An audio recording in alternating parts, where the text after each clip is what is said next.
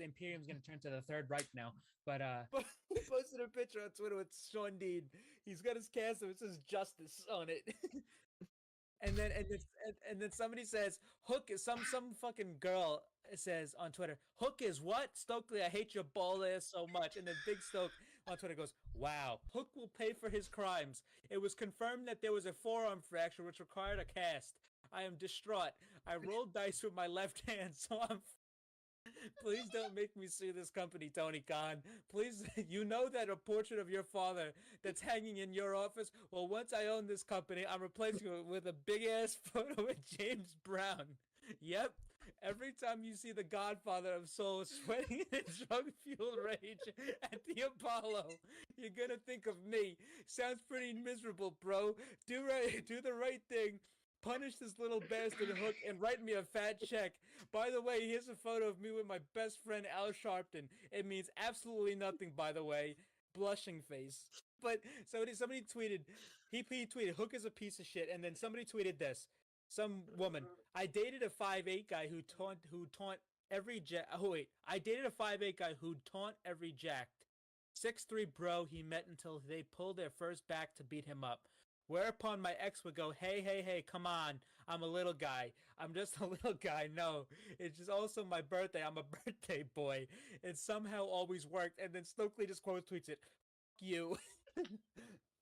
Tony Brown, but who the fuck's in the background? It's Hook. It's fucking Hook. And then he's getting twerked on by some fucking broad. My t-shirt money is now in the ass crack of some fucking stripper. So thanks, Hook. But I don't. But Jesus Christ, this is the greatest fucking thing I've ever seen. Clip it. Oh, but actually, hey, it worked out in the long run. I actually do hope they make another season, actually, because I would love to see the American Dragon on Total Bellas start memeing on John Laurinaitis. You have live footage of John Laurinaitis in his living room calling somebody in his underwear saying, "Hey, bud, you fired." What did Max Caster say about me? Like I'm embarrassed the fact that I'm hosting a post show for this crap. I'm proud of you, Carl. I love this. We did our Valentine's Day post of Hooked on You, but it was mainly for Jamie Hayter and only Jamie Hayter. It's not right. It's not right. It's fucking trying to build an account and we get this bullshit on the account. Great. But so follow a simp account.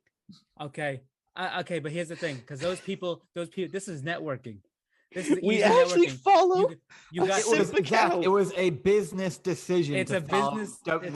You have to follow these people. This is like following. If you want a Stan account, you got to follow the other Stans. And when you get big, you get rid of them. You get rid of them after that. It's over with. I open up our Instagram and the first thing I see is Pro Wrestling Simp, and I'm like, what is this? I don't look at that. I don't look at that stuff. It's a business decision because that guy promotes us, and then when we don't need him anymore, we toss him aside. That's what happens. Yeah, well, we got go fucking slap it on a t-shirt and continue to use the move forehead. Unprettier. This guy just say fucking forehead? Switch. What? This guy say forehead. Yes, I did. You think I fucking wouldn't catch that? You think nobody on this program would catch that? But I did. For weird. You almost didn't. For weird. Let's be honest, you almost didn't. Weird champ. This is what we resort to here. All right, next up. Unbelievable. Five head. Next up, we have. Why people happy? Pagu.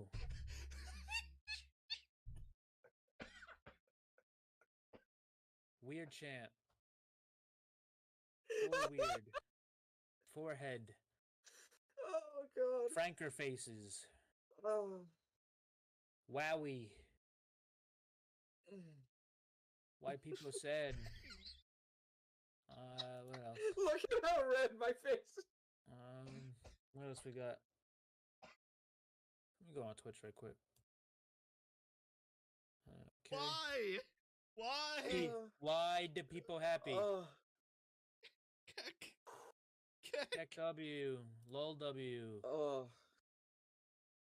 XQCL. All right.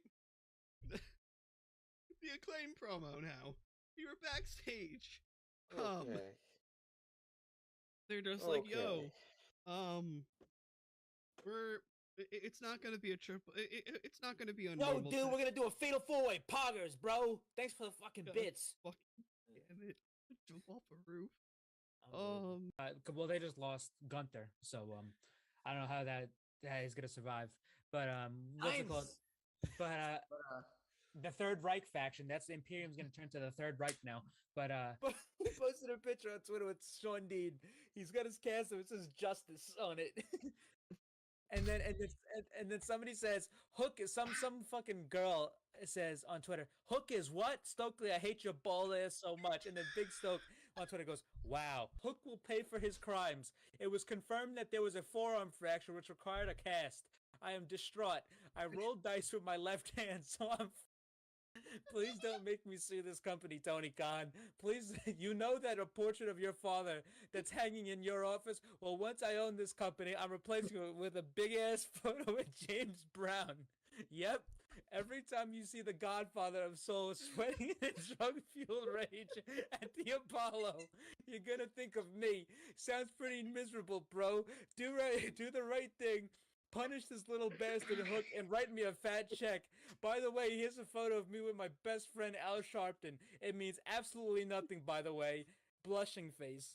But somebody tweeted, he tweeted, Hook is a piece of shit, and then somebody tweeted this. Some woman, I dated a 5'8" guy who taunt every I dated a 5'8" guy who taunt every jacked. 6'3" bro he met until they pulled their first back to beat him up. Whereupon my ex would go, hey, come on. I'm a little guy. I'm just a little guy. No, it's just also my birthday. I'm a birthday boy. It somehow always worked. And then Stokely just quote tweets it. Fuck you. Tony Brown, but who the fuck's in the background? It's Hook. It's fucking Hook. And then he's getting twerked on by some fucking broad. My t-shirt money is now in the ass crack of some fucking stripper. So thanks, Hook. But I don't but Jesus Christ, this is the greatest fucking thing I've ever seen. Clip it. Oh, but actually, hey, it worked out in the long run. I actually do hope they make another season, actually, because I would love to see the American Dragon on Total Bellas start memeing on John Laurinaitis. You have live footage of John Laurinaitis in his living room calling somebody in his underwear saying, "Hey, bud, you fired." What did Max Caster say about me? Like I'm embarrassed the fact that I'm hosting a post show for this crap. I'm proud of you, Carl. I love this. We did our Valentine's Day post of Hooked on You, but it was mainly for Jamie Hayter and only Jamie Hayter. It's not right. It's not right. I'm trying to build an account and we get this bullshit on the account. Great. But So follow a simp account. Okay, but here's the thing, because those people, this is networking. This is We easy actually networking. follow. You got simp account. It was a business decision. it's to a follow- business. I just make on accident. It's now Monday, guys, and it is now time for your first dose of the Pro Wrestling Injection right here on the Pro Wrestling Injection YouTube and Twitch. As always, I'm here joined by my illustrious panel of co-hosts. We have Mr. Marathon Mike and the Goon Christian. I don't know who the fuck won the title. I lost track. We all kind of had. Hey, this is every pay-per-view. No. Actually, I keep track every other. This is the only pay-per-view I've not kept track. I was trying to, but I had a problem, just so everyone knows. You two do, but so everyone else knows. Yeah. I had the stream working, and then it was like 8:01, and nothing was loading on Bleacher Report. Meanwhile, I didn't refresh, I didn't do anything, it just straight up wasn't loading. And then came the 40-minute dilemma, or for lack of a better word, that happened to apparently a lot of people, and I missed the entirety of the first match, and I missed the beginning of Danielson Kingston, which I was not fucking happy about. I'm just going through. L bozo. Did you L plus ratio. That's an L on fucking Christian Bleacher with Report. the with the women's tag match? You had Statlander and Willow, right? Yeah, sure. Okay, so I'm going through this now. I already know I lost. Hold on. The roster came out. The roster's on the stage right now. The Oh, entire nice. roster.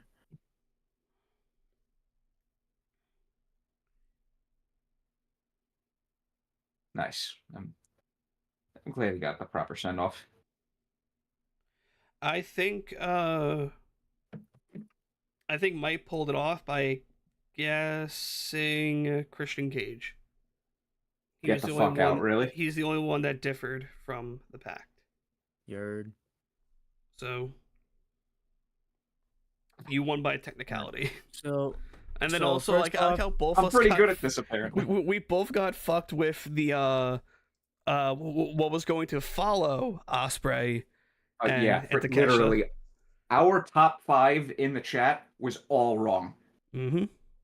That was fucking great. So I gotta admit, they did a pretty good job of following that matchup. Yes, they did. So first off, just get into this pay-per-view. This was an excellent show in my opinion. And just thinking of it, just thinking of like the entire company of where we are today, with AEW is like Revolution always seems to me like AEW's most consistently good pay-per-view. They've always had great Revolutions. The only one that you could say was kind of so-so was the exploding barbed wire deathmatch one, because I mean obviously that was one of the first pandemic ones, and it had the blunder at the end. And even though also that the match company was- fucked them over. Yeah, that match was good, but that match was good except for the shit at the end. Yeah. But every Revolution, you could pick apart and say there was a match of the year contender on this show, or this was top to bottom an excellent show. You talk about the first one with one of the best matches in company history with the Young Bucks versus Kenny Omega and Hangman Page. You talk about last year's show with MJF and Bryan Danielson in the best Iron Man match of all time. Then you talk about the year before that with CM Punk and MJF in the dog collar match, and the Wardlow turn, and the Adam Cole Hangman match, the Swerve signing, the William Regal debut. I mean, Revolution has always consistently been very, very good, and this was no exception tonight. Revolution was excellent tonight. I really enjoyed the show. It's going to be hard for AEW to top this one, but they're very good on pay-per-view. So this is well worth the $50. If you haven't seen the show and you want to try, if you want to purchase it, I mean, this was just top to bottom. There wasn't a bad match at all. But yeah, great crowd, great everything, great atmosphere, great moments. Mm-hmm. Just a wrestling, and with a fantastic fucking ending, and a match of the year candidate. Maybe probably in my opinion, probably going to end up being the match of the year on this show. But getting into it on the 0 hour, we had the Bang Bang Scissor Gang versus Willie Mack, Satnam Singh, Jeff Jarrett, Jay Lethal, and Private Party. Bang Bang Scissor Gang picked up the victory. But the real thing I wanted to talk about here was Jay White's promo at the end, because he was kind of promoting the show, and then he said big business. He talked about big business in 2 weeks, and I have some big business of my own.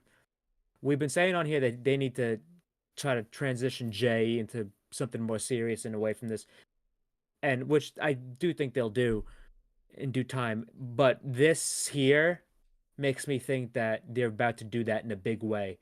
And him saying I have big business at big business makes me think that if I had to guess right now, Jay White's going to cut a promo on that show, and that's where we're going to get the debut of Kazuchika Okada. And they're going to do Jay White and Okada for the American fans who might not have seen it. If you didn't watch New Japan, which I've seen the entirety of their feud, and they're unbelievable. They're unbelievable. That's probably going to happen at the new pay-per-view. Yeah, and that's the thing too. So Dynasty's coming up on April 21st. That's the thing. Obviously, you don't want Jay losing too much, but he's beaten Okada. There's a record between him. I forgot what the record is, but he's up on Okada. He's beaten Okada. Was it 4-1 going into 4-1 going into Wrestle Kingdom last year? Yeah, I think so. It might be 4-2 now. But yeah, he does have the edge on Okada. So that would be very, very cool. And I think that's where we're headed. So that's if you want to transition Jay to do something good, there's nothing better than that. Pretty much, yeah. But anyway, fucking this show excellent, very very much enjoyed it. But so yeah, we had that, and then next up we had Willow Nightingale and Chris Statlander with Stokely versus Sky Blue and Julia Hart. This was pretty good, just standard. It's kind of like felt like a TV match. But Statlander and Willow picked up the victory. I wasn't really surprised by that because they're not done with this obviously, and they're gonna get Willow a TBS title shot. The only reason it hasn't happened yet is because Julia was hurt. So that's really all I have to say about that match. But yeah, it was pretty good. And then after that, we just kind of Then we, yeah, we just lead into the pay-per-view. we started the main show, which number one, uh, just first off, I just want to mention the pace of this show because it was match. There was little breathing room in between, which I like because I mean it's better than watching like how WWE does it, where it's like fucking I watch a match and then I gotta wait 45 minutes, watch fucking 10 different ads and video packages, and then get to the next match. It's And I mean then it's three different ridiculous. backstage segments that Yeah, have nothing yeah. to do with the show.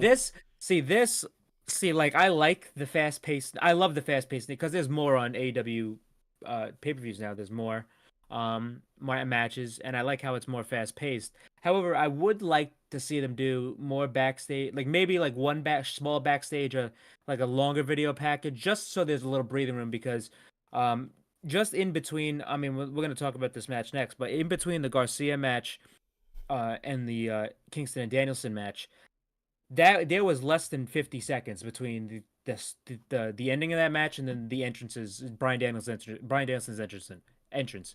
And I'm like, I think they just need you don't have to make it long, but just like cool down because like people don't even have time to digest what just happened in the TNT title match. Now they're already into Brian and Eddie. It's like you just maybe not 50, maybe 2 minutes, maybe 2 or 3 minutes, and then okay.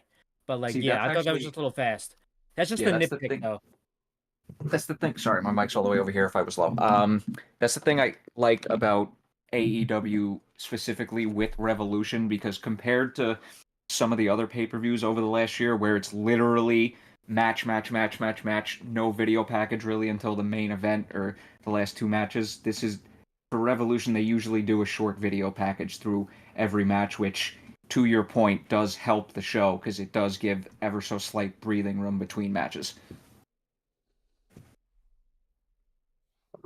Oh yeah, it's like so. Well, I'm losing my train of thought because I also am thinking about the Stokely tweet that he did for Darby.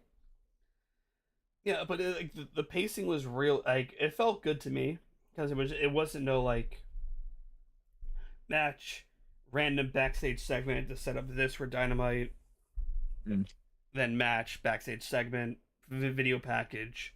It was all just cohesive flowing.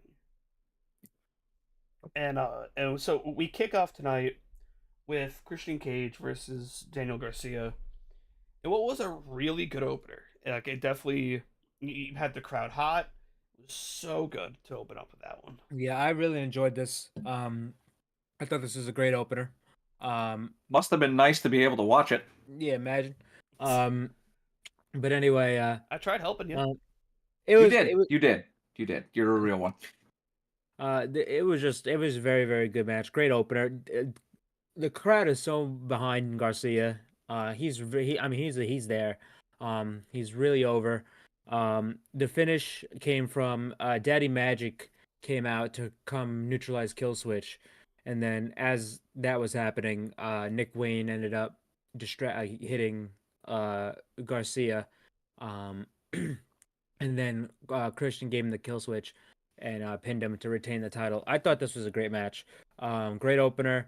Garcia, I mean, he's gonna win the title eventually. Oh, I yeah. think he's there. I don't know. I don't think this is over with between him and Christian. I could see them doing a triple threat at the next pay-per-view with him and Copeland. But yeah, this was great stuff. The crowd was really with Garcia for the final sequences of the match. But yeah, good stuff all around from these two. Oh yeah. Next up, We- we had Well, it we was had the Continental title. yeah, we had the Eddie Yep. Kingston versus Bryan Danielson match, and this was an excellent match. This was fantastic. Oh, It was like both their previous matches, the one on Rampage from a couple years ago, and the two Continental Classic matches. This was just them upgraded. It was so good. It was such a great match. Brian really worked Eddie's hand and his arm to the point where Eddie's arm was just kind of dangling there for the entire match. And then I loved the finishing sequence where Eddie was just basically slapping him with one arm, and he was kind of rattling Brian, and they were really emphasizing on commentary that Brian abandoned his own game plan, and he was paying for it because he's getting into a striking contest with Eddie Kingston. You don't want to do that. And the finish came from he ended up catching Brian on one of the open hand palm strikes, and he put him down with the Toshiaki Kawada power bomb, and he pinned Brian for the victory. I thought this was an excellent match. I mean, there's nothing really. See, these matches, like, we can't go spot for spot because it's just an excellent match because of the psychology. It's very simple. We just said he worked a body part, and that's what happens. You work a body part for the entire match. You do some high spots, and that's it. It's that simple. And Brian is one of the best ever at it, and so is Kingston. I loved how also at the end Brian shook Kingston's hand. I love how Kingston caught Brian saying, "Hey, I gotta sell this hand. Don't put it up." And then Kingston Brian went to the other hand and raised it. They did. AEW did post a video, a little 3-minute video. I haven't watched it yet since we watched the pay-per-view on Twitter. It's Eddie Kingston and Bryan Danielson in the trainer's room together, talking. So we'll see. We'll check that out. We'll talk about it on Wednesday, probably because they'll show it on Wednesday. But this was a fantastic match. Really, really good stuff from these two. And then next up, we had, I believe, we had the Scramble match. We had the AEW Scramble, the All-Star Scramble match between Chris Jericho, Wardlow, Powerhouse Hobbs, Lance Archer, Dante Martin, Hook, Magnus, who am I forgetting? Brian Cage. And Brian Cage. It was a fun match. Yeah, this was fun. I mean, this was the one match on the show that really didn't have any type of not big time story, but lead in or like program going into. This was kind of just one of it was their matches, but it wasn't bad. It was good, and this was literally a match for the crowd to chant "meat." Yeah, it was supposed to be Meat Madness. It also seems that Adam Cole brought his PS5 to the arena and was playing. I'm surprised he was there. I don't know if I could have did it. I don't know if I could compose myself enough to leave my house to do that. But anyway, yeah, everybody in here looked good. I like the spots they did. The match ended with Wardlow powerbombing Dante Martin for the victory. Happy birthday, Dante! You're gonna do the job. He also botched a move going over the ropes. Oh yeah, like 2 in a row. Well, he was trying to jump over the rope, and then his chest did it. I was like, holy shit! I never seen that. Yeah, that was a rough 15 seconds. Yeah. Other than that, not bad. Yeah, but anyway, yeah, Wardlow wins. That means he gets a shot at the AEW title in the future, which most likely is happening at the next pay-per-view, which we'll talk about soon. But I forgot to talk about But I forgot to talk about this during the pre-show, which this is extremely important, and this is one of my favorite things on the show. But we got a vignette of the returning Pac. Yes. Pac is back. He hasn't been around since before Wembley because he unfortunately got hurt right before Wembley. And he's back. He's doing this. He's really doing this character where he's like fucking lost the plot. He's all crazy. He said that you can't get rid of me, Tony Khan. This company tries to keep. I'm gonna take this this scoundrel, like this dying of something of a company, and bring it back. Not bring it back, but like drag it into the fucking whatever. And he had a shirt. I said, it didn't say bastard. I said bastard. Because he's fucking from Newcastle upon Tyne and fucking says bastard. You don't say bastard. I mean, you say bastard because fucking there's no R. But Pac is back, and that's Like extremely Boston. exciting. That's extremely exciting because look what Pac is walking back into. He's walking back into a company that has just signed Will Ospreay, Kazuchika Okada, Jay White, fucking. They now have Takeshita in a hot streak. You have Swerve doing better than ever. Samoa Joe's the champion. Hangman's fucking nuts. Fucking Bryan Danielson's at the top of his game. You have Malachi Black doing singles matches again. Garcia's where he needs to be. I mean, look at this shit here. Look what Pac has to play with now. Can you imagine Pac and Ospreay and Pac and Okada? And I mean, there's so much you could do. So, my God. People don't understand Possibilities that. are endless. It's like I know, like wrestling is a very out of sight, out of mind business. So Yeah. Pac hasn't been on everybody's mind as of late. But you forget that Pac is fucking at least top 10, 15 workers in this company. You could And argue that might be underselling it. yeah, it might be. You could argue top 5. So to have a guy like him coming back with a debuting Ospreay and Okada come in, that's a fucking mean triple threat right there. That's a mean hat trick for Tony Khan right there. But anyway, next up after the scramble match, we had Orange Cassidy versus Roderick Strong for the international title. And this was another fantastic match. I really loved it because they did a backstage promo beforehand where Doc Samson wasn't going to clear Orange unless his back was taped up. Immediately when I heard that, I'm like, Roddy's definitely winning, which I was already confident about, but Roddy's whole gimmick is the Messiah, the backbreaker, and he does all these backbreaking moves.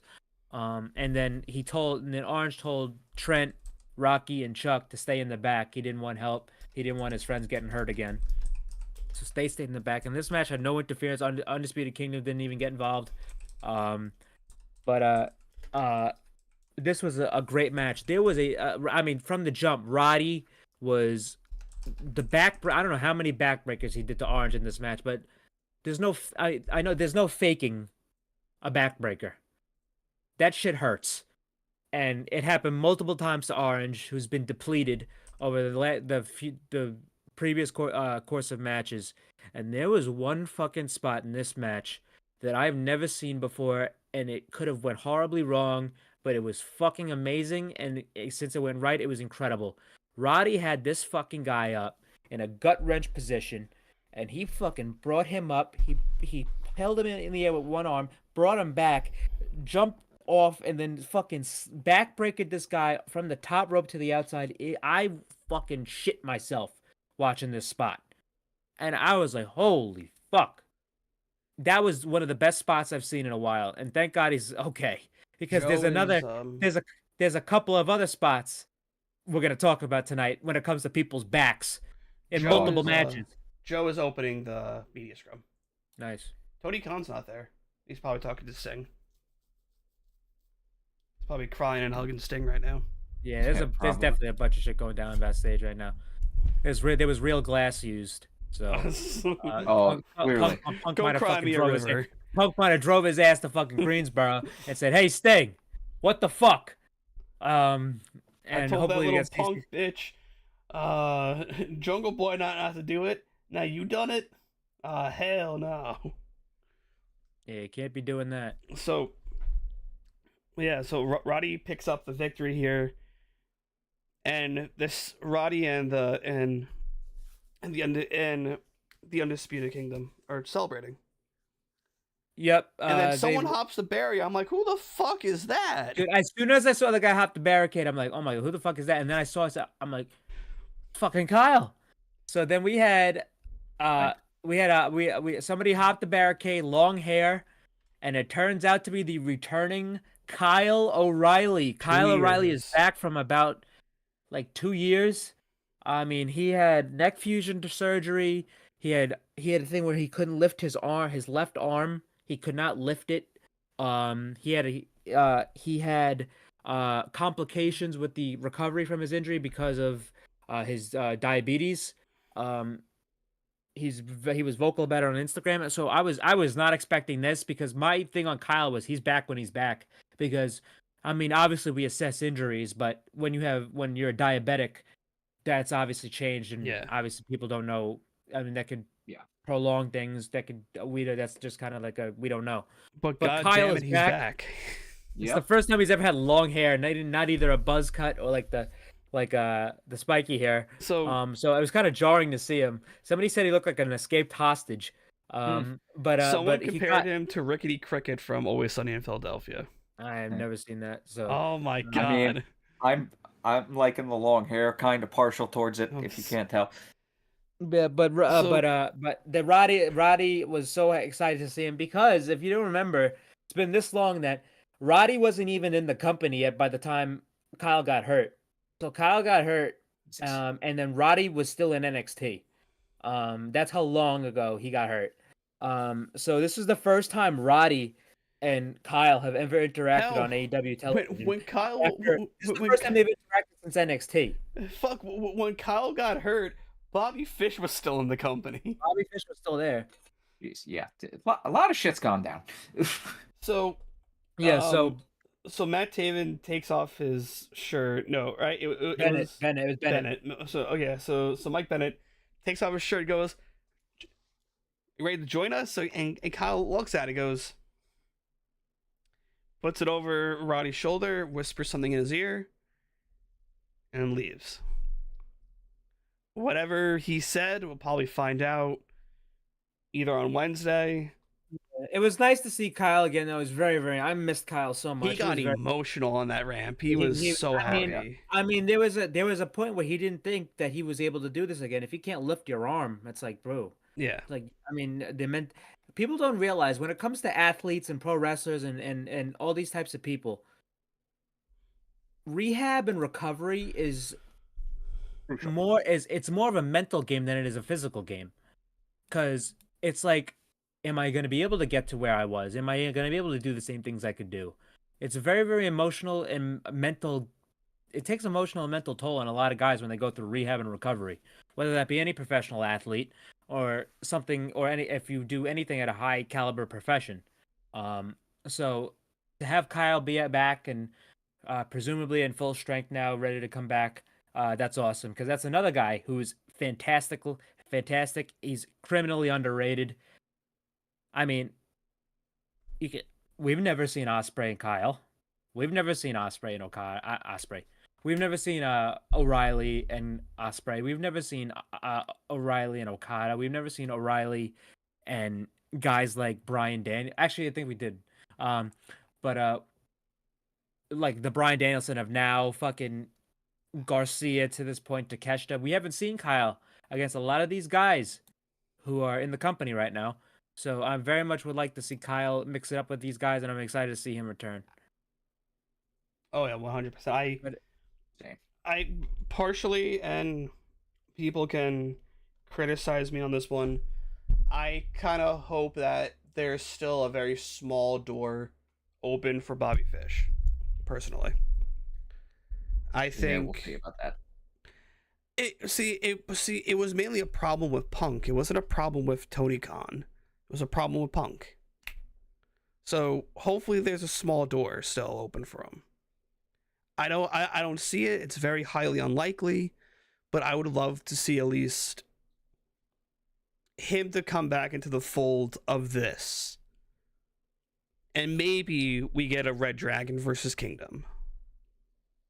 Maybe, but yeah, just like it sounded like he had problems with multiple people and he burned a couple bridges there, so we'll see. But bridges could always be mended. Yeah, this is true. I mean, Punk returned to WWE, so anything's possible. Fucking hell froze over that night. I'll never forgive and never forget. Anyway, never mind. Anyway, yeah. So next up we had FTR versus the Blackpool Combat Club, and another excellent match. Go figure. This was a fucking great match. The Mox and Claudio came out in Road Warrior shoulder pads that were spray painted black. That was fucking awesome. That was so sick. So I was hoping for FTR to come out in like maybe like the pink jackets and do like Heart Foundation type gear. Okay. Look what you fucking did, Mike. This guy fucking stinks, dude. I don't even know how the fuck. This guy stinks. Also, Christian, I found this out via the people I follow on Twitter. The Goon, the name is inside WWE 2K24. So I will be making your character in 2K24. Right. Well, and you'll be jobbing out. The Goon was a fucking hockey player. Well, too. Yeah. Great movie, by the way. Oh yeah, it also was a game. It also was a movie. No, that was a gimmick. No, it also was a movie. I know, but I'm saying that they made it into a movie. The movie was fucking hilarious, and they made Why a do sequel, they have which that? was also pretty good. Do you think I remember the Goon, a random obscured WWE character? I ain't fucking buying that goddamn fucking piece of shit game. I already bought it. I have it pre-ordered. Ugh. I'm doing a midnight stream. I can't do that shit no more. I stopped at fucking 2K17, I think. And I respect that. Like, what was the one before AJ was on the cover? It was the one before AJ. That was 18. All right, so that one. That was the one before AJ was on the cover. Because you had Seth Rollins for 18.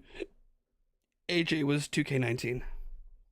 All right, so it was probably 18 then. Yeah. I like the games. I like wrestling games. How about you go fucking play Final Fantasy 7? All right. I'll think about it. I'll think about it. What is there to think about? It's the game of the fucking millennium. All right. Yeah, I'll get to it in about like 14 years. Get to it. This guy buys 10 million games. Don't play a single one. Shut up. A collector, goddammit. Guy fucking collects games and he fucking what does he play? What's he play? I don't know. What? COD. No, I gave up on COD a long time ago. But no, so we have Renee, Tony Khan, whoa. Will motherfucking Ospreay. All right, so back to the tag match. This was a great fucking match. The tag spots here were incredible. There was a great spot where Mox and Claudio did a doomsday device, where Claudio like basically jumped off the two sets of ropes, and it was crazy. Didn't also FTR have their own doomsday device too that they did? No, they did the Bulldog. Okay. It's the Doomsday Bulldog. But anyway, Dax got cut open bad in this match. I thought he gigged. He did, but it was still cut open bad because Moxley got up on the thing and started fucking elbowing and biting it and opening up a lot more. And his bald ass head was turned completely red. And he was bleeding all over the fucking place. Thank you. Thank you, Moxley. There was a great spot where there was a shatter machine, and it was a really crazy near fall. But the victory, Mox ended up getting Dax in the Bulldog choke right into a rear naked sleeper, and then this was fucking fantastic. Cash was about to break it up. But then Claudio immediately ran in the ring, rolled him in one fell motion, just rolled him right into a rear naked choke, and Dax ended up going out. So the Blackpool Combat Club beat FTR, which this was hard. This was a hard one to call for me, but I'm pretty positive that like I was like 51-49 in this because I'm like I could see them just. This is not the end of this. So I get that, but I personally believe that FTR could have had this win. I don't think Blackpool Combat Club needed this win. Well, I don't think that. Well, nobody needs anything. You know, I was actually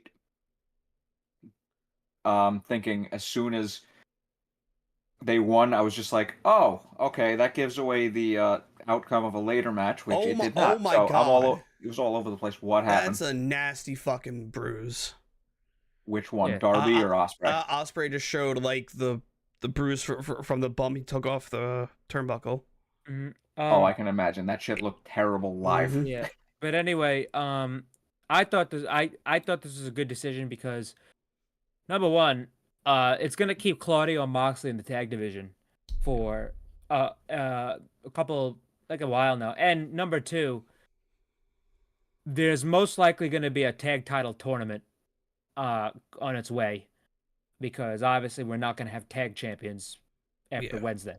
So Tournament time. So I think it would be wise to have the tag final be this match again. I think that's where it's probably going to come down to. You get the third and final match for the tag tournament final, and then FTR goes over. So you do Blackpool Combat Club now, and then FTR goes over later, if they even get that far. So we're probably gonna. So we're definitely getting another tag tournament, and that's gonna lead us into Dynasty next month. All right. And also, Dynasty is the rumored return of MJF as well,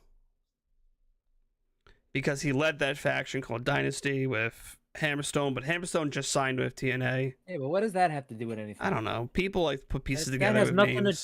that has fucking nothing to do with anything. So, like, No, people WWE like putting pieces together. Don't say it had nothing to do with anything. There's always something to do with something. He's not being back that fast after a major injury like that. He didn't even get surgery. He's at a rehab. Dude could be a genetic freak like John Cena and rehab into fucking. People were doing the same shit with the Judgment Day, because there was a WWE pay-per-view called the Judgment Day. It's like, doesn't mean anything. All right.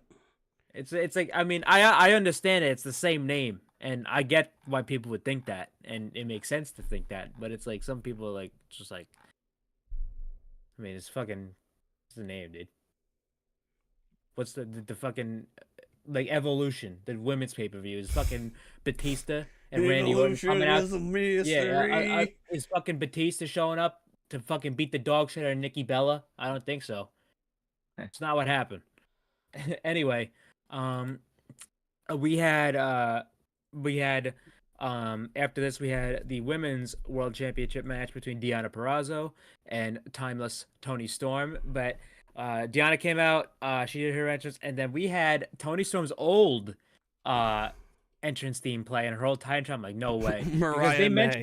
Because Deonna mentioned that she wanted the old Toni Storm at Revolution. So I was like, wonder if because if you listen to the Jericho Toni Storm Talk is Jericho, she talked about how her past characters, well, she was in Timeless character. Yeah. But she talked about how her past selves, like her WWE self and what she was earlier in AEW, she was playing a role. She was just acting. Now this is her real self. So I'm saying, oh, she's going to play a role as her former self. She's going to be act as a former, but no. It turned out to be Mariah May, which for like a couple seconds was deceivingly very, very looked extremely like Toni Storm, because she's another fucking she's not, I mean, Tony's not British, but the blonde, and then Toni kind of looked like that. Toni was a lot thinner back in fucking Stardom days. So it looked like Toni. I'm like, holy shit, what the fuck? And then no, it turned out to be Mariah. And say something, Mariah looked good in that because it really fucking it fooled Twitter. It fucking fooled Twitter. No, it fooled. I mean, there's the shots they had of Mariah here. She looked like when she was when Toni was in the fucking Mae Young Classic back in the day, and I'm like, holy shit, dude. She could pass it. She could pass as a fucking doppelganger for Toni, a little bit.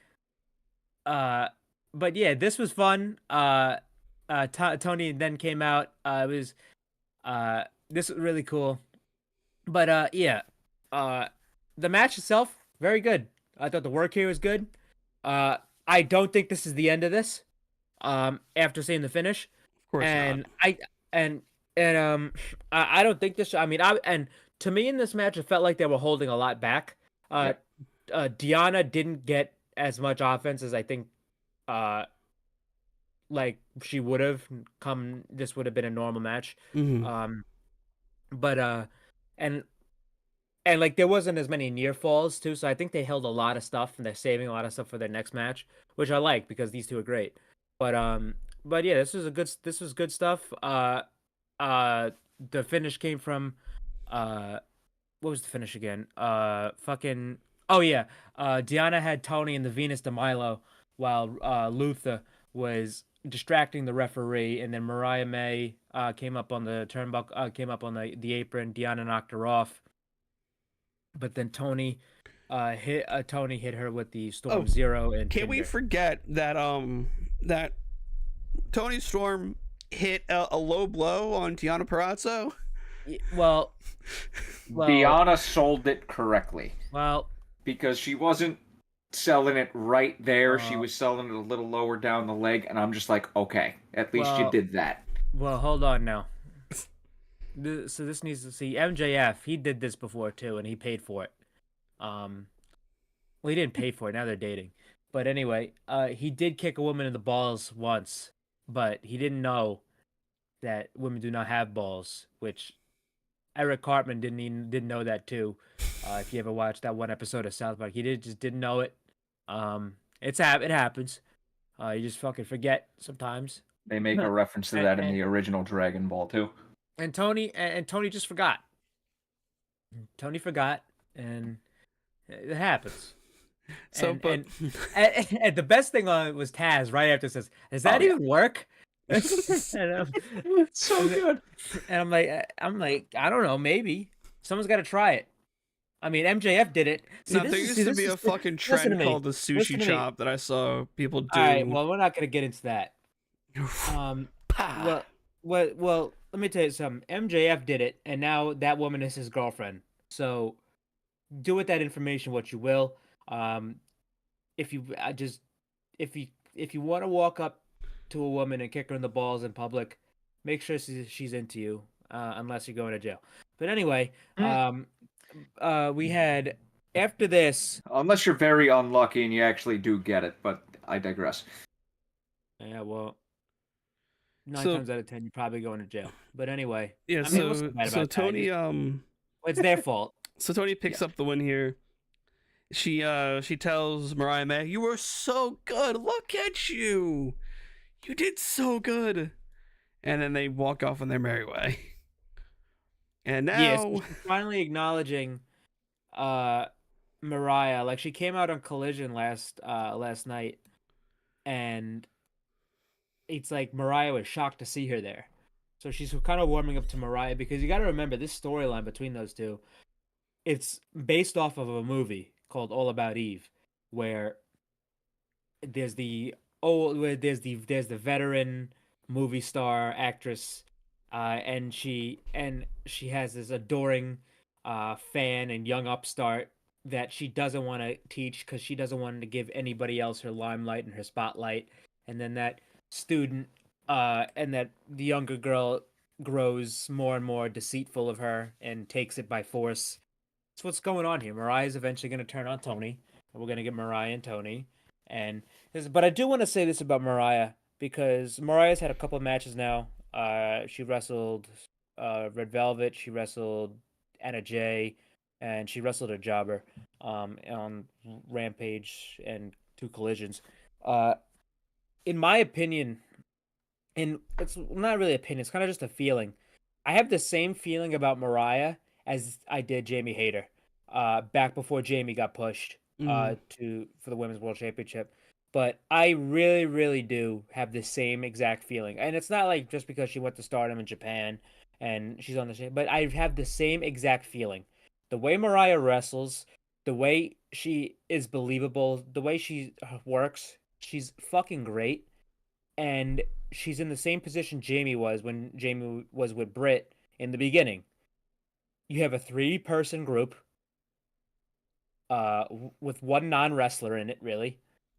And then you have the veteran with Britt and Tony, and then you have the younger upstart who's probably going to take their spot, Hayter and Mariah. And I just think just Mariah's matches, even with Anna, she gave Anna Jay a great match. She gave Red Velvet a great match. Even a jobber, she had a great match with. But I do have the same feeling that I did have about Jamie, and I do think Mariah is going to be an extremely big star, just like how Jamie was. And at least 2 to 3 years, I could see Mariah being the Women's World Champion. I think she's on a very, very good. She's got a very, very bright future ahead of her. 100%. I mean, she's got everything she needs. I mean, we haven't seen her on promos enough, but the promo she has cut has been good. She's got the look, she's got the in-ring ability. That's no question. She's got a presence. I mean, fucking Nigel almost dropped dead on Collision. That was fucking terrific. And I'm like, and I mean, I fucking loved it. I mean, the commentators like, what the fuck is wrong with you, bro? Bro's a simp. Leave him be. But yeah, but that's how I feel about Mariah right now. And after this match, we had families the match of the damn fucking night. 8 families. 8. Hundreds of thousands of families did in fact eat tonight, possibly even millions. More specifically, probably 5 million. See, I love how they started off slow, then they got there. Oh, dude. Oh yeah. Oh, my God. Listen, this is like... just like a double chef's kiss. This match. So, what this felt like to me, was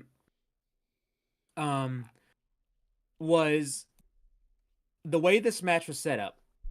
Felt exactly to me like an Okada match, because it starts slow, picks up until you're firing on all cylinders. And you don't even know what the fuck is going on anymore. But it felt like an Okada Ospreay match, because Okada Ospreay matches are very different than Okada matches. Okada matches are very slow, methodical, and then they pick up through pacing, storytelling, and psychology. Ospreay, it starts. I mean, it's not like it's slow or starts slow, but it's slow. It paces itself, but in between every single pace, there's explosive moments in his matches. There's explosiveness to Ospreay that little people have. I mean, the only people I see it in, like, there was a point in this match where I'm like, I see Kenny in both these guys. Because Kenny, obviously, both of them have taken inspiration from Kenny Omega, but I see Kenny in both of them. I mean, even to the point where fucking Takeshita did one of the Terminator dives, and they mentioned on commentary that was Omega-like. But that, because I've never seen a more explosive wrestler than Kenny Omega. But this match, as an introduction, this is exactly what we said on the pre-show. As an introduction to Will Ospreay, for those who might not have seen him, or new to the product, or haven't seen the AEW matches that he was on already. But an introduction to him as an active talent on the roster. There is no better person to put in the ring with him than Konosuke Takeshita. And what you got was the match of the year so far. What we got was cinema. This was fucking amazing. This was an Ospreay match to a T, with Takeshita in there. And that's all you need. All you need. I wasn't worried. I wasn't worried at all that this was being overhyped and it was going to underdeliver. How do you do that with these two guys in the ring? You can't. Saying an Ospreay match will underdeliver is preposterous. Like you can't really say that. Yeah, because he can have a great match with a paper bag. He absolutely can. And he'll put that paper bag over. Yeah, and the spot, let me just say, the spots in this match is where they had the crowd. They brought this crowd up about fucking 3 times during this match. I've never seen anything like this, where it's like, usually near the end of the match, the crowd comes up, they start clapping. They did this like 3 times in this match. There was a great spot where they were trading forearms. And these fucking forearms, each of them, from Ospreay and Takeshita, sounded like gunshots. They sounded like fucking gunshots going off. I couldn't fucking believe these guys weren't knocked out. There was one part where I gotta give credit to Takeshita, because I didn't think he was. I did think that, but I didn't realize he was this good of a seller. He sold one of these fucking forearm shots like this. His fingers were like this. Oh yeah.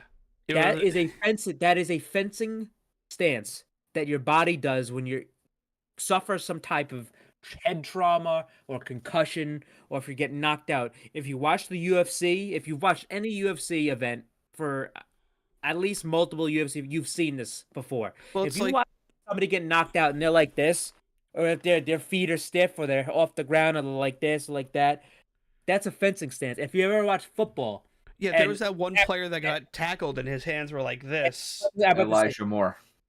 Well, I'm about to say this. Last because this is the one it reminded me of. Last year, it happened to Tua Tagovailoa, the Miami Dolphins. I'll never forget him. He hit his head on the fucking thing, and then his hands were like this, and he had a concussion. And it's like, I didn't know he was that great of a seller. Tony Storm is joining the table right now. Oh Jesus. Oh, boy. She doesn't have a hat on this time, but she's wearing a Looks cape. like a wizard.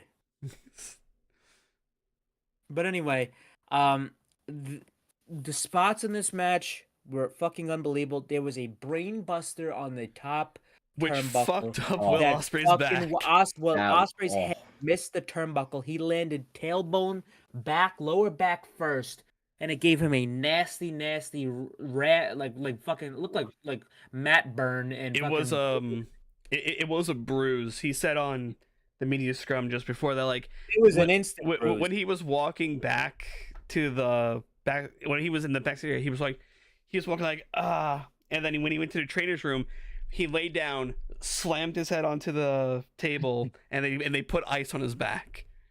Yeah. But Ospreay, I mean, after that, I was extremely scared for that spot. Also, I was so scared. I was so fucking scared. And Mariah May is still in full gear as old Tony Storm. Nice. I was petrified for Ospreay in that spot because I thought he actually got hurt. I thought that went wrong. You know, I thought I thought like he seriously fucked up his back because they mentioned on commentary that's like a liver shot. Like you are. Oh yeah. Out. Oh yeah, that shit hurts. But anyway, that was a scary spot. But then there was another spot that I thought was unreal. This is one of my favorite spots. But Ospreay goes for the Os Cutter, and Takeshita fucking catches him mid Os Cutter and gives him one of the best Blue Thunder bombs I've ever seen. If you didn't know, Konosuke Takeshita, his first ever opponent he ever wrestled in a professional wrestling match was El Generico, Sami Zayn. So that's why he does the Haluva kick and the Blue Thunder bomb, because it's a tribute to Sami Zayn. This guy does the Blue Thunder bomb better than anybody. Anybody. I mean, this was unreal. That was a great spot. The spot where they were doing the sequence where they were going back and forth with the Takeshita line, and then Ospreay got up and did the flying hidden blade. The crowd came up like, "What the fuck are they watching?" The final hidden blade that he hit, I loved. Yeah. If you watch the replay, you see because Takeshita's facing the opposite way. He's just punching the air at that point. Yeah, because that was after he took the Storm Driver. The Storm Driver is the one where you land on your neck. That's the one that he hit Kenny with. And then he took his elbow pad off and gave him one of the most vicious hidden blades I've ever seen. Fucking pins Takeshita 1, 2, 3. Didn't even hit the Stormbreaker. And then and this was the match of the year. This was unbelievable. Welcome to AEW Will Ospreay. If you don't know who he is, that's who he is. The Aerial Assassin. And then after the match, we have another match of the year contender coming up with this. After the match, you have Don Callis come in. He's checking on Takeshita. He's looking a little bit upset that Takeshita lost. Because he was looking like back and forth at Takeshita and Ospreay. And then who's coming down the ramp? None other than Kyle Fletcher. And then we see a graphic appear in the corner. Kyle Fletcher versus Will Ospreay this Wednesday on Dynamite. New Dynamite logo, new Dynamite stage. That's gonna be fucking great. That's another match of the year. I could see Mark Davis maybe making a return. That's gonna be the greatest 15 to 25 minutes that AEW will ever produce. Well, all right, let's chill out.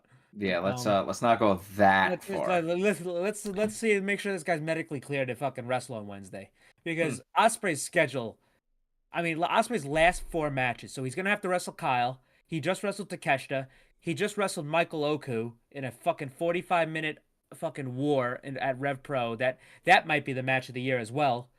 And then he did the fucking hour long fucking over an hour long dog pound cage match in New Japan, which he was in the match for the entire hour and 10 minutes. So, yeah.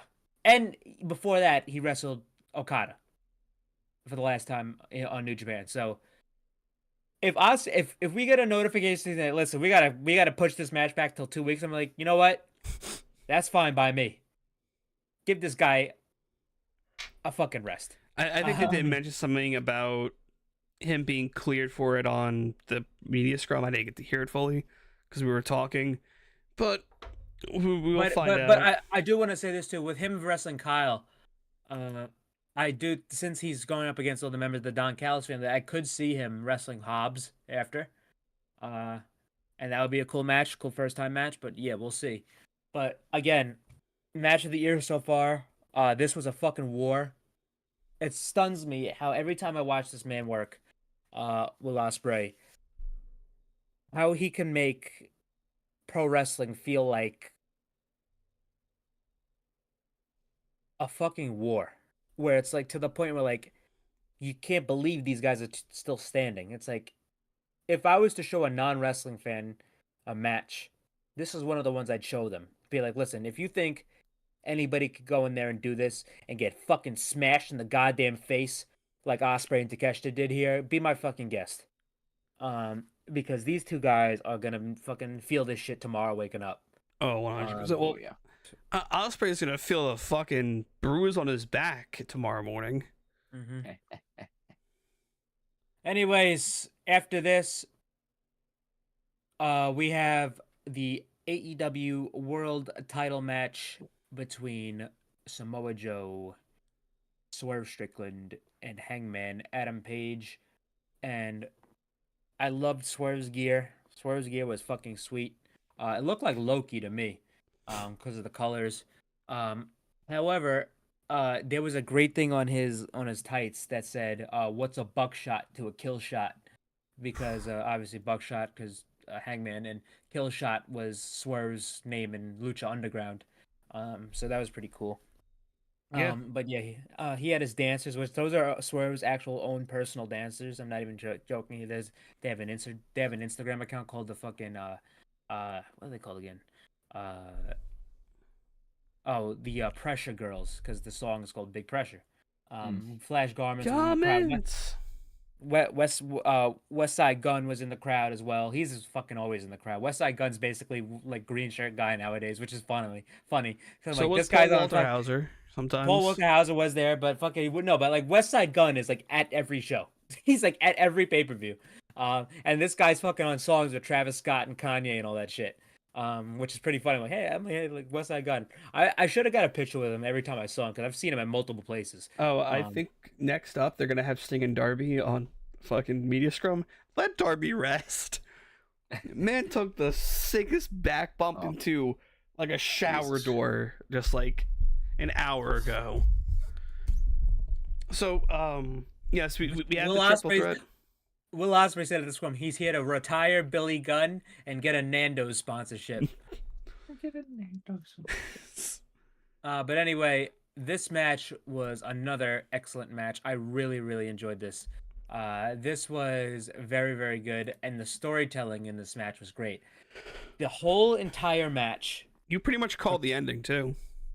Yeah.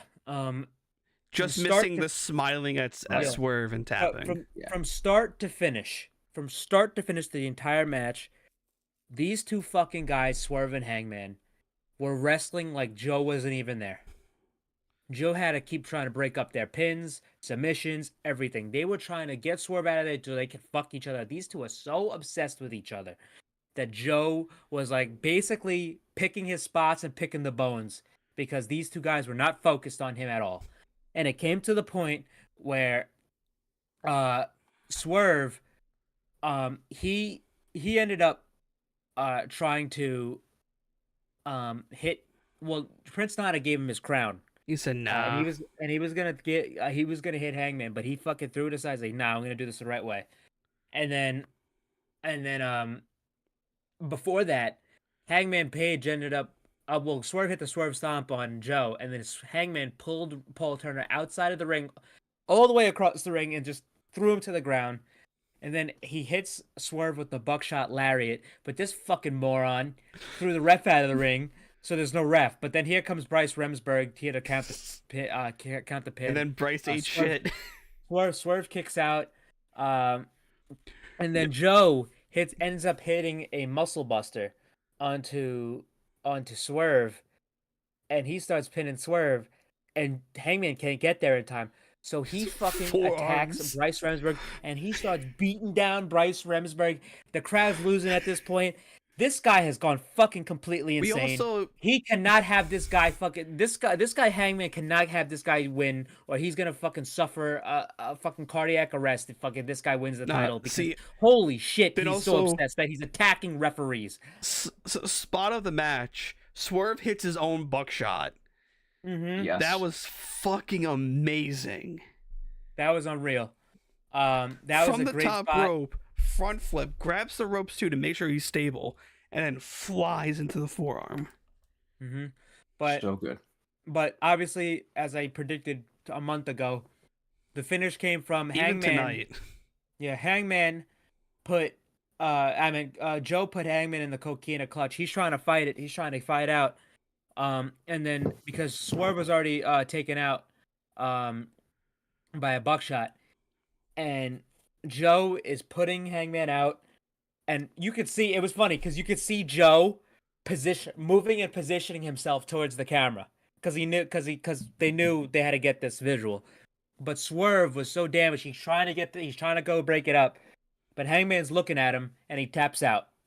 And they sold it on commentary to the point where they said, "Was that Hangman tapping out because he couldn't take it anymore, or is that because he doesn't want Swerve to win?" And that's obviously what I've been predicting the entire time. And after the match, they only showed it for about like 2 or 3 seconds. But Hangman was on the outside. He was on the floor, and he was like this. He just did 2 little chuckles, and so they had the camera. Swerve was basically about to cry, and so what this is here is that they're gonna do Wardlow and Joe at Dynasty, and they're gonna do the final Swerve versus Hangman match. This is gonna be a 4-part saga. So they have so Swerve has Swerve has 2 victories. Yeah, but what There's a match time do you limit do draw. for this? You could do any match you want. You could do a singles match. You don't have to, because that's what people were saying. How did they file the death match? The death match is never going to be filed. That's one of the best matches in company history. But their last match on Dynamite was excellent. So you could just do another match, and Swerve is going to sweep this guy, because the last thing Swerve has to do is get this monkey off his back with Hangman, and then he could go full clearance to go to Double or Nothing, challenge Joe for the title because he was never pinned or submitted in this match. And then Swerve could finally win the title in the main event to Double or Nothing, and then we can go get Ospreay versus Swerve at Wembley in the main event. But yeah, that's what I envision here. I thought this was fucking great, and I can't wait to see the last chapter of Hangman versus Swerve. And I wouldn't be surprised if that match main events that Dynasty show. But anyway, that brings us to our main event of the evening, and it was certainly a fucking main event. We had the final match of Sting, and it was his retirement match. First off, we had Ric Flair coming out. Then we had Ricky the Dragon Steamboat come out to be the special guest timekeeper.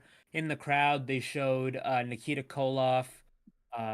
They showed it was Nikita Koloff. They saw Paul Walterhauser. Oh well, no, they didn't. Well, they showed him earlier, but I'm talking about the No. Magnum PA. No, they showed him Magnum during Darby's PA. entrance for that. For Well, yeah.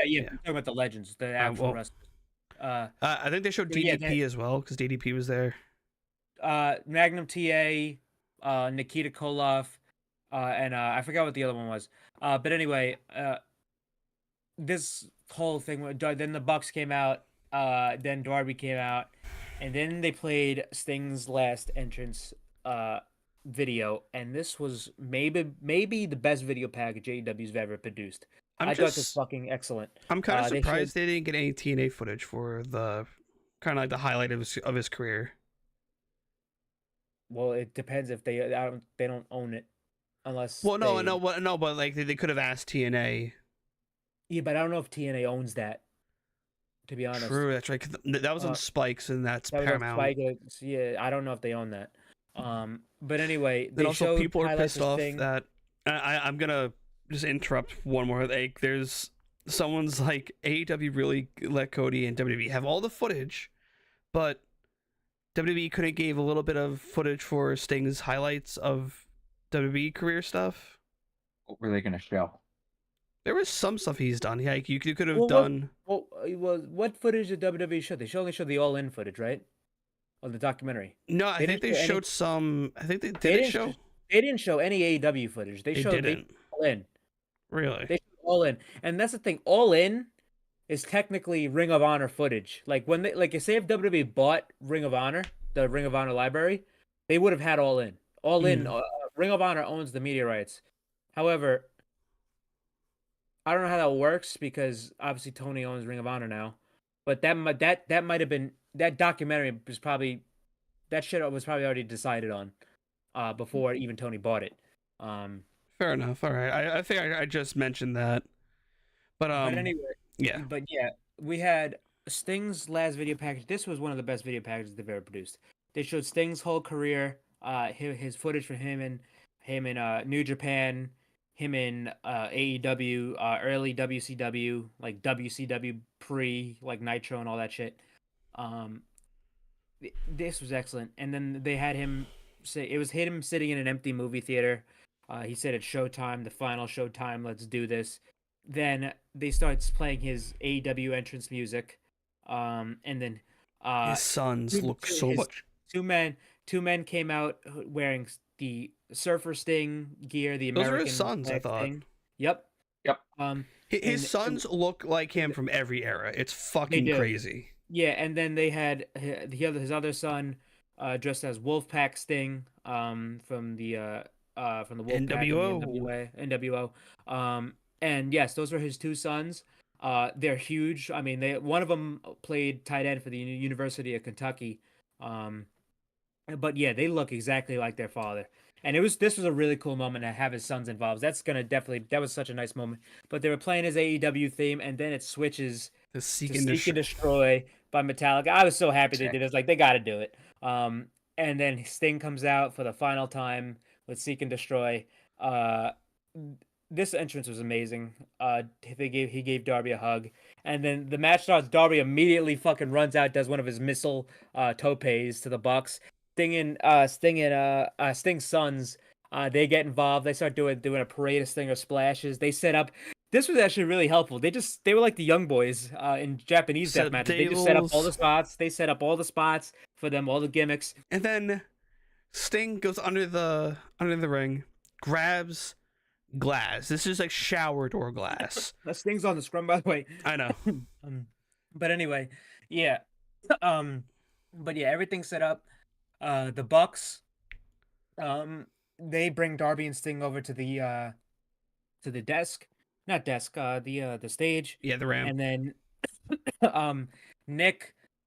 Nicholas, he suplexes Darby through two tables. I thought it was a Falcon arrowed him. Oh, Falcon Arrow, that's right. And then Matthew, he suplexes Sting through two tables, off the stage. That was cool.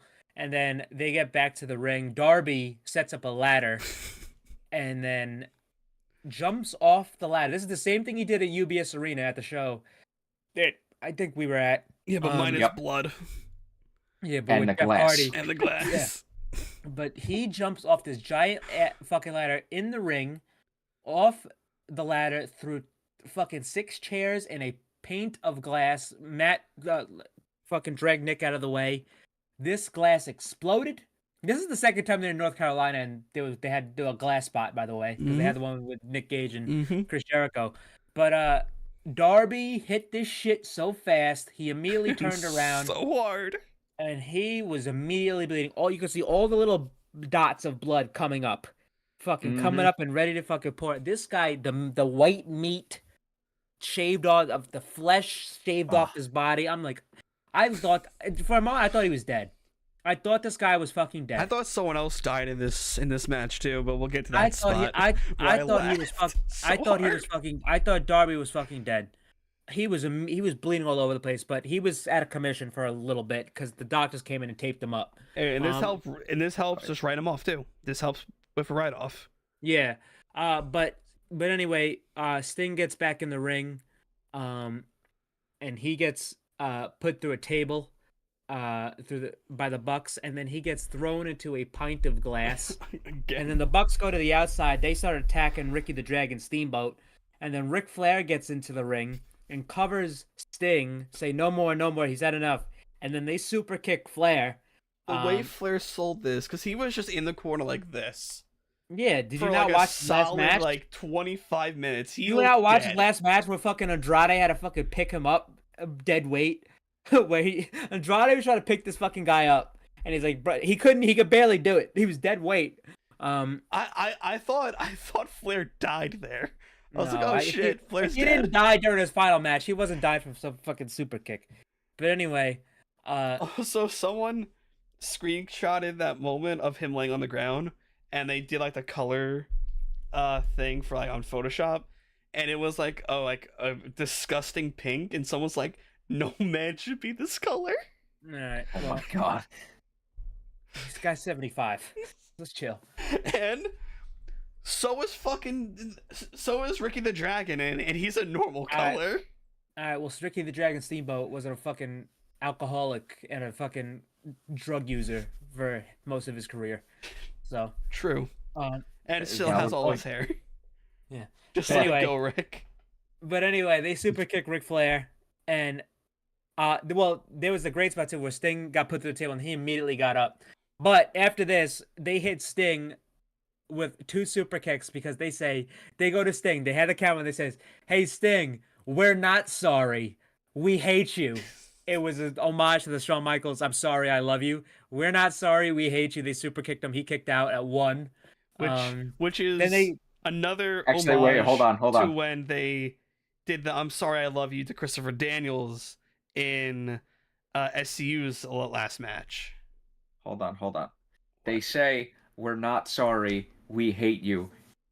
Super kick, and Sting is just like, and then slowly just comes back and goes, Oh, "I shit. hate you too." Forbidden Door all over again. I was Oh, fucking shit. elated. Yo, What happened? Tony Khan has announced Darby Allin versus Switchblade Jay White for big business in 2 weeks. Holy shit. Write this man off. Write him off. Tony, Let him rest. Tony, you got the good stuff back. Keep it up.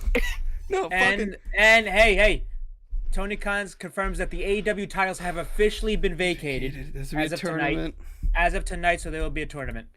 Hey, I kind of wish he would have came out on Wednesday and did it. hey, Tony, let the motherfucker rest. He just had half his shoulder shaved off. Pretty much. Jesus Christ. But anyway, they hit Sting with a BT trigger. He keeps hitting his hat at 1. EVP trigger. Oh, EVP trigger. And then they hit Sting with another EVP trigger. He kicks out at 2. And then he's fucking going crazy. He's going, yeah, come on. He's fucking banging his chest. I'm like, holy shit. And then they hit Sting with a 3rd EVP trigger. And he kicks out again. And they're like, fuck this. Let's get him up. And they go for the Tony Khan driver.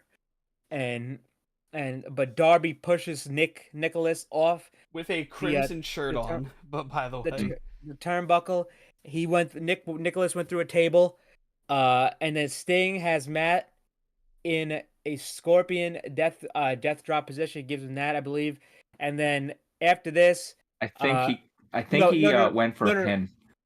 Yeah. After this, Darby hit the coffin drop on Matthew, and then Sting locks Matthew in the scorpion deathlock. He's putting him in. Matt's thinking about it, and Matt Jackson taps out. Sting and Darby Allin retain the tag titles, and Sting wins his final match in his retirement match, and he will retire undefeated in AEW, 29-0. What a career. And I was so glad they had him win. I mean, obviously, like most people go out and they're back and lose, but I think to end this show with this crowd and with this moment, I thought this was fucking fantastic. This was the greatest send-off I might have ever seen for a wrestler. And what a career, and so much uncertainty that he had back in just a couple of years ago that we had ever see Sting again. And the fact that we thought all right, he's gonna come back and only do cinematic matches, but I never thought that we would see him again do the fucking taking fucking table bumps, jumping Glass off shit, spots. glass spots. I'm like, dude, this guy's a fucking maniac. There's a At thing 60 that we like that. that we have to remember too, that everything for the show, for this match, it was Sting's call. Sting was able to decide where his match was in the card. Except for winning the match, because he did want to win the tag titles anyway. Yeah. And they probably fought him for it to just to have him to have him win here. But he wins. The crowd erupts. It was a great emotional moment. Him and Darby are hugging. He was extremely emotional. They held up the tag titles. Seek and Destroy is playing. They cut off This the was speech a bit too early. They cut off the speech, that but makes sense. that's pay-per-view provider. And but they're gonna post that on YouTube anyway. Yeah. But that end of the show, this was fantastic. What a career! Thank you, Sting, and enjoy retirement. This fucking guy has more than earned it. More than earned it. So I can't wait to see what he does next. And But what I just hope he to gets start 2024. Yeah, but just Yeah. what a I hope he has a very, very nice, very, very fucking peaceful. Oh, they already retirement. posted it. Yeah, I wouldn't expect. Yeah, Perfect. But yeah, I can't. Just fucking thank you, Sting, and enjoy retirement, baby. And That was fucking awesome. Sting has etched himself into our Wrestler of the Week Hall of Fame. He cannot be picked anymore. So, Wrestler of... Actually, well, can't say of the week, of the night, really, because the week goes to I'm going Wednesday. first. No, fuck you, Will Ospreay. Eat No, my no. ass. Okay, go. Go. We're not doing this. Go. My Just ass stole is him. sweating. All right, you go now because he stole my fucking wrestler. All right. So my wrestler of the week, right now, gonna go to Damn it. Konosuke Takeshita. I hate fucking both of goated you tonight. so Great. so Let's do the much. tango, baby. You So know, much. you know, there's one other person that you could pick that is deserving of it. There's a lot of people on the show that And deserve I'm it. not a going to lot. lead you there. You're going to have to walk yourself off that cliff. Or mountain. God, Mountain. Is he this dense? Let's go with Eddie Kingston. Okay. I was trying to push you off a mountain in the direction of Darby Allin, but okay, Eddie Kingston. Okay, yeah, that works too. Nope, too bad. You went There's with no one. two. We got one. All right, guys. We thank you all for watching. This will never reach Sting's ear, but Sting, thank you for an amazing career that Fucking love you, Sting. we got Thank you, to Sting. witness from Stinger, 2016 baby. It's a WWE. privilege. Hey, it's a privilege that I got to see him live as much as I did. Oh, it's a same. very, Yes. very big privilege. Same. Yes. Damn good privilege for that. All right, guys. We are out of here. We will see you on Wednesday for Dynamite, a brand new Dynamite, and all that jazz. New logo, new stage. Apparently, Andrew Zarian has seen the schematics of it, Tunnels are back. and the tunnels are back. The heel and face tunnels are back, boys. Let's go. All right. We will see you all on Wednesday. Goodbye.